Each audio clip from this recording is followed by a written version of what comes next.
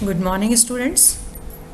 हमारा जो last lecture था क्रिस्टल फील्ड थ्योरी का, उसमें हमने डिस्कस किया था कि किस तरीके से ऑक्टाहेड्रल फील्ड के अंदर डी ऑर्बिटल्स की स्प्लिटिंग होती है और उनकी एनर्जी के अंदर चेंज आता है। अब हम बात करेंगे टेट्राहेड्रल कॉम्प्लेक्सेस की। Tetrahedral complexes are the second most common type in coordination geometry. आगे चलने से पहले एक बार हम इस चीज़ को फिर से रिकॉल करते हैं कि क्यूबिक जो हमारी ऑक्टाहेड्रल ज्योमेट्री है उसको एक क्यूब के रिस्पेक्ट में हम देखते हैं। तो ऑक्टाहेड्रल ज्योमेट्री में ये जो लिगेंड्स हैं हमारे, वो एक क्यूब के फेस के ऊपर आ रहे हैं। अगर हम टेट्राहेड्रल ज्योमेट्री लेते हैं तो टेट्राहेड्रल ज्योमेट्री के अंदर जो चार लिगेंड्स हैं हमारे, वो क्यूब के ऑल्टरनेट कॉर्नर्स को अगर हम ज्वाइन करते हैं तो हमारे को टेट्राहेड्रल ज्योमेट्री मिल रही है। अगेन वी कैन से कि टेट्राहेड्रल ज्योमेट्री को हम ये मान सकते हैं कि हर एक क्यूब के कॉर्नर के ऊपर, ऑल्टरनेट कॉर्नर के ऊपर लिगेंड हमारा प्रेजेंट है। इसी कॉन्टेक्स्ट में हम हमारे डी ऑर्बिटल्स को देखेंगे।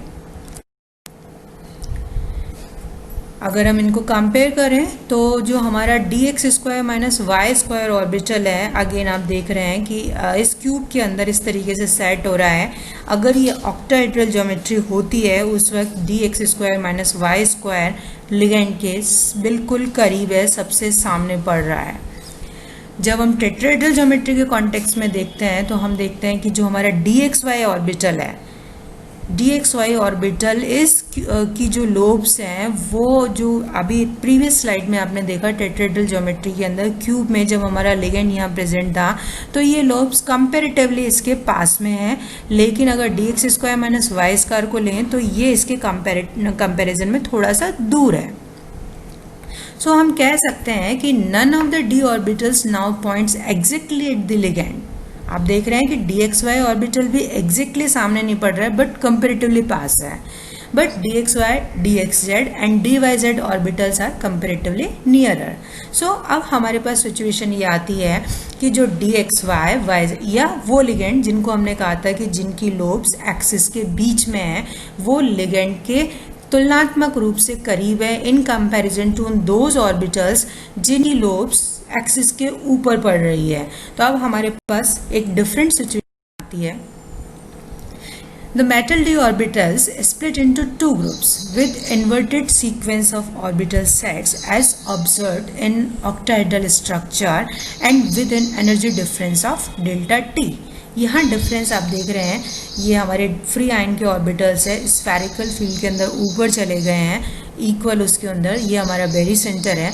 अब बेरी सेंटर से जब इसकी स्प्लिटिंग होती है तो हमारे dx² - y² and dz² orbital lower energy के हैं and dxy, yz and xz orbital higher energy के हैं। यहाँ पे हमने नाम दिया है इनको E एंड T2। रिकॉल कीजिए, ऑक्टाहेड्रल ज्योमेट्री में हमने इनको EG एंड T2G नाम दिया था।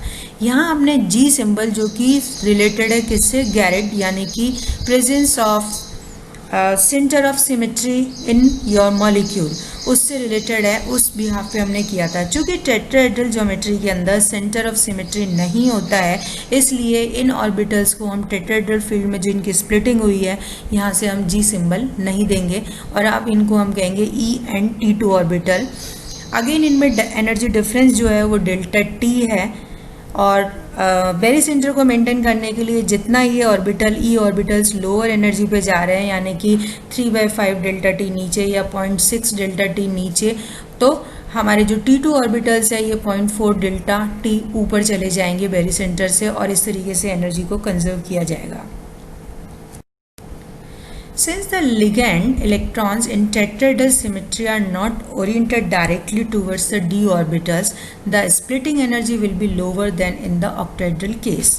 जैसा आपने पहले डायग्राम में देखा था कि हमारे जो टी ऑर्बिटल्स हैं डेफिनेटली वो लिगेंड के ई ऑर्बिटल्स की तुलना में करीब हैं, लेकिन फिर भी डायरेक्टली उसके कांटेक्ट में नहीं आ रहे हैं, उसके सामने नहीं आ रहे हैं।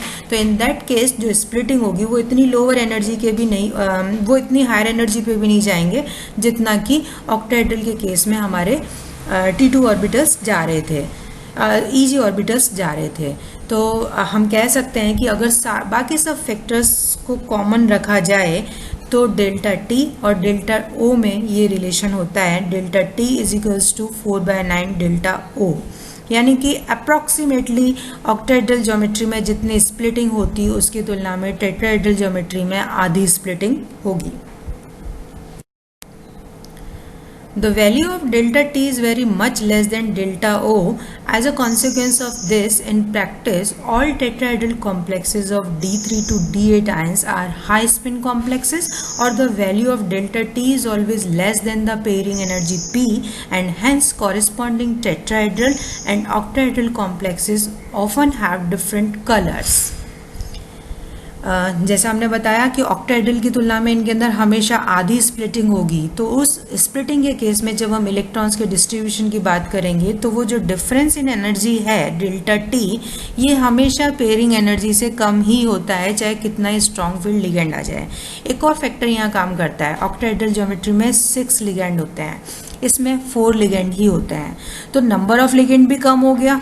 इसके अलावा जो हमारे ऑर्बिटल्स है वो डायरेक्ट कांटेक्ट में नहीं आ रहे, तो ये दोनों फैक्टर काम करते हैं। इसकी वजह से डेल्टा टी की वैल्यू जो होती है वो बहुत कम होती है, तो ये ऑलवेज पेयरिंग एनर्जी से कम ही रहेगी। तो जब ये पेयरिंग एनर्जी से कम रहेगी तो electron will prefer go in higher energy orbitals, तो वहाँ पे हमेशा हाई स्पिन कॉम्प्लेक्स ही मिलेंगे। तो टेट्राहेड्रल ज्योमेट्री के अंदर हमेशा हमें हाई स्पिन कॉम्प्लेक्स ही मिलेंगे, लो स्पिन कॉम्प्लेक्स नहीं मिलेंगे, क्योंकि डेल्टा टी की वैल्यू डेल्टा ओ से कम है, एनर्जी डिफरेंस कम है, तो एक ही लिगेंड एक ही मेटल के साथ में टेट्राहेड्रल कॉम्प्लेक्स का कलर अलग होगा और ऑक्टाहेड्रल कॉम्प्लेक्स का कलर अलग होगा, because energy difference is different. D1 case में first electron will enter in T2g orbitals. जब ये T2g ऑर्बिटल में एंटर होगा तो CFSE की वैल्यू होगी 0.4 delta O, number of unpaired electron 1। Tetrahedral के केस में E1 ऑर्बिटल में जाएगा, इसकी वैल्यू आएगी 0.6 डेल्टा T। आप देख सकते हैं ऑक्टाहेड्रल के केस में 0.4 डेल्टा O है, टेट्राहेड्रल के केस में 0.6 डेल्टा T है। आप देखने में लगेगा कि टेट्राहेड्रल के अंदर CFSE की वैल्यू ज़्यादा है, बट ध्यान रखिए डेल्टा T की वैल्यू डेल्टा O से अप्रॉक्सीमेटली आधी है, तो ये हमेशा कम होगी। D2 केस के अंदर again second electron will enter in T2g orbitals, CFSE will be 0.8 delta O। Tetrahedral के केस में electron will enter in E orbital, CFSE will be 1.2 delta T, number of unpaired electron में कोई change नहीं आ रहा है। D3 case में octahedral के अंदर again third electron will enter in T2g orbital, CFSE की वैल्यू होगी 1.2 delta O, number of unpaired electron 3। Tetrahedral के केस में जैसा हमने बताया जैसा ऑक्टाहेड्रल में तो हमने देखा था कि भाई ऐसी कंडीशन में इलेक्ट्रॉन के पास दो पॉसिबिलिटीज़ होती है कि या तो वो नीचे के लो एनर्जी ऑर्बिटल्स में पेयर अप हो जाए या वो हायर एनर्जी ऑर्बिटल में चला जाए। अगर वो पेयर अप होता है तो उसको पेयरिंग एनर्जी के बराबर एनर्जी खर्च करनी पड़ती है। टेट्राहेड्रल में मैंने आपको बताया कि ये जो स्प्लिटिंग है बहुत कम होती है, तो ये स्प्लिटिंग पेयरिंग एनर्जी से हमेशा कम होगी, तो electron will prefer higher energy orbital, तो नंबर ऑफ अनपेड इलेक्ट्रॉन इसके अंदर उतने ही रहेंगे जितने कि फ्री आयन में थे, या ये कह लीजिए कि ये हाई स्पिन कॉम्प्लेक्सेस बनाएगा। सो ऑक्टाहेड्रल ज्योमेट्री में T2G3 CFSE की वैल्यू 1.2 डेल्टा O, टेट्राहेड्रल के केस में E2 T2 1। चूँकि T2 ऑर्बिटल में जाने में एनर्जी खर्च होगी तो हमारे CFSE की वैल्यू आएगी 1.6 delta 1.6 delta T. No, this is not 1.6 delta T. This must be 1.2 minus 0.8 delta T. This must be 0.8 delta T. In the case of D4 orbital octahedral complex के अंदर दो possibilities होंगी कि ये high spin बनाए या लो spin बनाए। High spin के केस में ये 0.6 डेल्टा O हो जाएगा। इसकी जो CFSE की वैल्यू आएगी, क्योंकि इलेक्ट्रॉन जब EG ऑर्बिटल में जाएंगे तो एनर्जी खर्च करनी पड़ेगी। लो स्पिन कॉम्प्लेक्स के अंदर इसकी वैल्यू 1.6 डेल्टा O होगी, लेकिन minus pairing energy for 1 electron. So यहाँ पे number of unpaired electron change हो जाएंगे, 2 ही रह जाएंगे। टेट्राहेड्रल के केस में इसकी जो CFSE की वैल्यू होगी वो 0.4 डेल्टा T होगी। यहाँ थोड़ा सा करेक्ट कर लीजिएगा, D3 में it's value is 0.8 delta T। Number of unpaired electron यहाँ पे 4 ही रहेंगे। D5 के केस में अगेन ऑक्टाहेड्रल के हाई स्पिन के अंदर CFSE की वैल्यू होगी 0, क्योंकि जितने इलेक्ट्रॉन्स नीचे आए उतने इलेक्ट्रॉन ऊपर चले गए हाई एनर्जी में, एंड टोटल CFSE 0, यानी कि कोई फ़ायदा नहीं होगा स्टेबिलिटी का लिगेंड की वजह से। नंबर ऑफ इलेक्ट्रॉन 5 रहेंगे। लो स्पिन के केस में CFSE की वैल्यू होगी 2.0 delta O minus 2p। 2 electron pair up हो गए हैं तो 2 इलेक्ट्रॉन की पेयरिंग के बराबर एनर्जी हमें खर्च करनी पड़ेगी, तो -2p होगी, और नंबर ऑफ अनपेयर्ड इलेक्ट्रॉन होंगे 1। ये आपने केस देखा था आयरन +3 के अंदर। टेट्राहेड्रल ज्योमेट्री के अंदर अगेन यहाँ पे आप देख रहे हैं कि CFSE की वैल्यू 0.0 डेल्टा T, यानी कि जितना फ़ायदा इलेक्ट्रॉन्स को E ऑर्बिटल्स में जाने में हुआ उतना T2 ऑर्बिटल्स में जाने में उसको नुकसान हो गया, तो नेट CFSE is 0.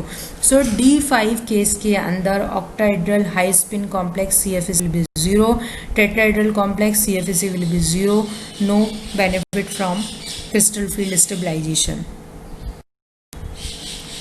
D6 के केस में इस तरीके से हम कैलकुलेट करते जाएंगे, जहाँ लो स्पिन होंगे पेयरिंग एनर्जी लगेगी वहाँ पे ये जैसे लो 3 इलेक्ट्रॉन के बराबर 3 इलेक्ट्रॉन जब पेयर अप होंगे तो उनकी 3p एनर्जी माइनस होएगी उसमें से, और इस तरीके से हमारे को अनपेयर्ड इलेक्ट्रॉन 0 मिलेंगे, या इनका मैग्नेटिक मोमेंट चेंज होगा, और इन नंबर ऑफ अनपेयर्ड इलेक्ट्रॉन्स के बिहाफ पे हम इनके मैग्नेटिक मोमेंट या पैरामैग्नेटिज्म को एक्सप्लेन करेंगे।